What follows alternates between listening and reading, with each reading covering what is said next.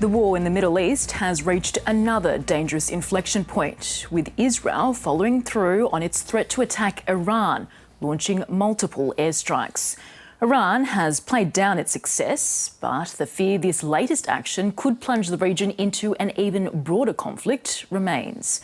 We begin tonight's coverage with Middle East correspondent Matthew Doran in Jerusalem. When a promise to attack becomes reality. Explosions heard around the Iranian capital. Several powerful explosions have been heard near Tehran. The origin of the sound is not known yet. The Israeli Defense Forces soon confirming it had begun its long-awaited strikes. The regime in Iran and its proxies in the region have been relentlessly attacking Israel since October 7th on 7 fronts, including direct attacks from Iranian soil. Like every other sovereign country in the world, the State of Israel has the right and the duty to respond. Israel had pledged to respond to Iran's attack on October 1st when more than 180 missiles were fired at Israel. That strike launched in retaliation for the killing of the leader of Hezbollah, Iran's ally in Lebanon. This latest salvo in an increasingly dangerous cycle of attacks watched closely by the Israeli Prime Minister Benjamin Netanyahu from a bunker in Tel Aviv. Their targets, missile manufacturing facilities and surface-to-air missile defences in the Ilam, Khuzestan and Tehran provinces. After 3 waves of strikes, Israel announced its mission was complete and issued another warning.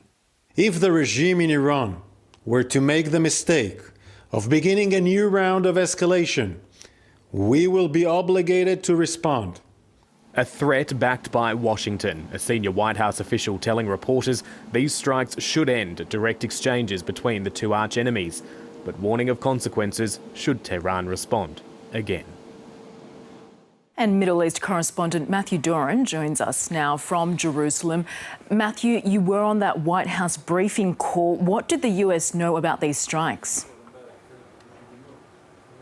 Lydia, good evening. The US is saying that it had no involvement in this mission overnight, but a senior Biden administration official has revealed that the Israeli government briefed it on what was going on, and it also has its own intelligence about what was struck and the extent of the damage. It appears that the nature of these strikes, targeting military assets rather than, say, nuclear facilities, shows that Israel has heeded some of the calls from the United States to limit the scope of these strikes. And indeed, the US Secretary of State Antony Blinken was in Israel in the last couple of days or so, reiterating that view. But it must be pointed out that while the US is saying it did not directly get involved in this campaign, it is still a significant donor of military aid to Israel. And in the last couple of days or so, Washington has confirmed that its THAAD anti-missile defence system has been positioned and is operational here in Israel, patching any holes in this country's already very sophisticated air defence systems.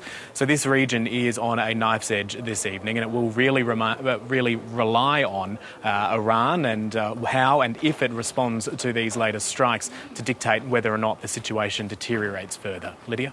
Matthew Doran in Jerusalem, thank you.